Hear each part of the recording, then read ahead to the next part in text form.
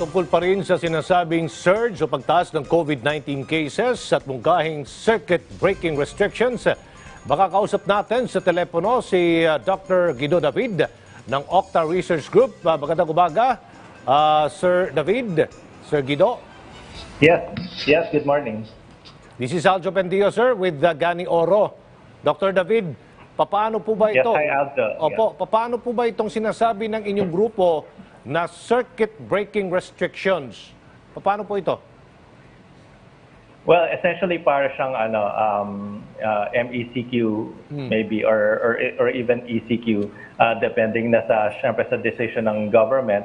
Pero ang point niyan is parang medyo mas preemptive siya. Yung situation ngayon, although manageable pa ngayon, it may not be manageable anymore in 1 to 2 weeks. So gusto natin, unahan natin bago pa tumaas pa yung cases even further to manage the spread of the Delta variant. Bukod dito po sa National Capital Region, Dr. David, may iba pang lugar o may iba pa bang lugar na nakikitaan po ninyo ng biglang pagtaas ng kaso ng COVID-19 dahil marahil dito sa variant na itong tinatawag na Delta?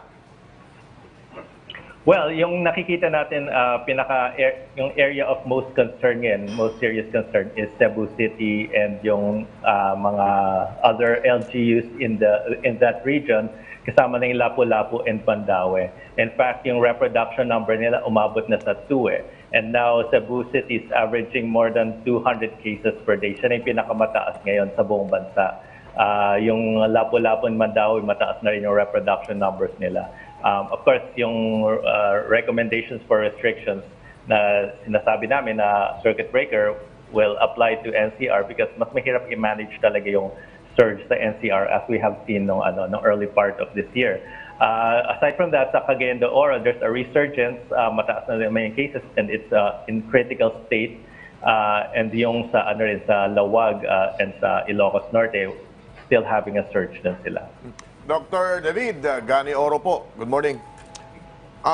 Ilang rehiyon po yung nauna nang sinasabing binabantayan ng DOH? Bumababa na po ba yung mga kaso rito like sa Davao at dyan sa Cagayan de Oro? Well, Gani, yung sa Cagayan de Oro, bumababa na last week pero ngayon nagka-resurgence eh. I mean, may na-detect na sila mga new Delta variants, biglang nagkaroon ng resurgence eh. Sa Davao City, medyo stable yung trend naman. Hindi pa siya significantly na-decline. Same with sa Iloilo City and General Santos na although medyo may slight decrease, hindi pa natin masasabing talagang on a downward trend.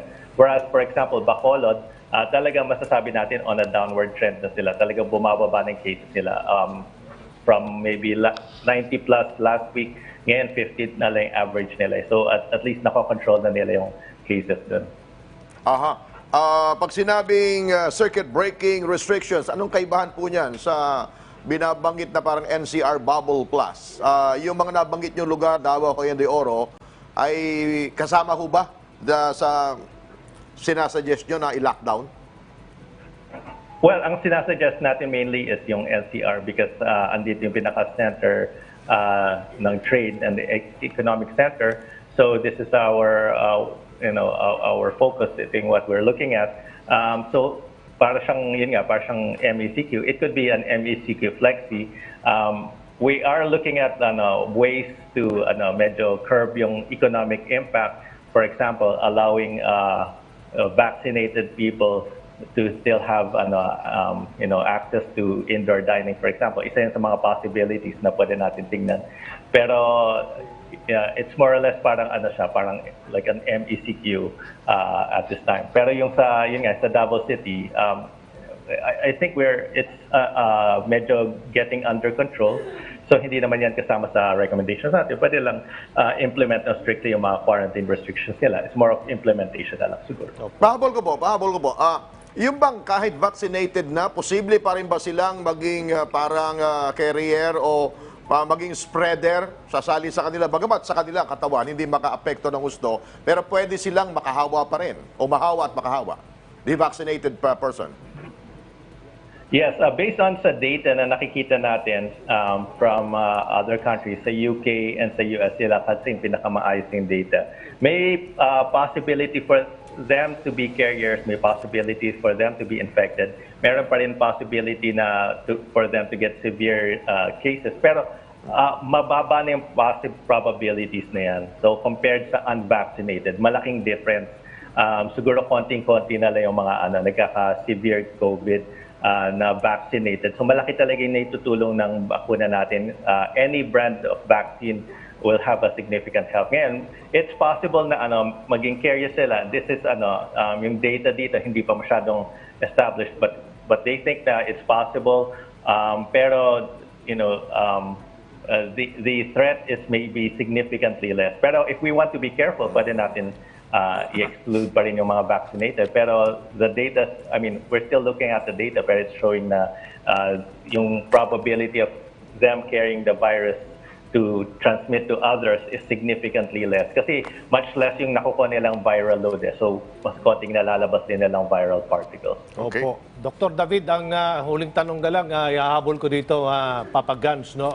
Dr. David, nakikita ba natin na babalik yung pagtaas ng kaso ng COVID hanggang 10,000 araw-araw kung hindi kaagad natin maipatupad itong circuit breaking restrictions? Yes, definitely it's a possibility. Ang difference ngayon, Aljo, compared sa nung March, nung umabot tayo ng 10,000, 94% of the cases galing sa NCR+. And na-mention kanina ni Gani yung about sa bubble. Yung bubble is to contain the spread inside the NCR+, or para hindi makawaan yung mga other regions. And also to protect na rin the borders of NCR+. The difference now is kalat-kalat siya sa ibang regions, hindi lang sa NCR. So it's very possible makaabot tayong 10,000 kahit na yung NCR mismo hindi ganun kataas, even if we reach mga 2,000 cases, for example. Pero sa other regions, it's surging already, yung Cebu City, as we mentioned, Cagayan de Oro, sa Ilocos regions. And sa ibang regions, although nag-stabilize na, medyo mataas pa rin yung caseloads doon sa General Santos. Even sa Davao City, medyo mataas pa rin yung cases sa Iloilo City. So, very possible talaga yung 10,000 cases na yan kung hindi natin maagapan agad. And that's why, we're looking at kung circuit breaker, baka 1 to 2 weeks lang makontrol na natin instead of 6 weeks like last time, no March. So, ibig sabihin, yung economic impact, mas maliit lang talaga. And we need a victory dito sa Delta, parang yung victory natin sa Olympics. I think, magtulong-tulungan tayo, we can beat this Delta variant kasi yung ibang bansa, tinamaan na ng Delta variant and they're managing it, they're having challenges managing it. Tayo, we can beat this by nipping it at the bud preemptively, uunahan na natin. Opo. Maraming salamat po, Dr. Guido David ng Octa Research Group.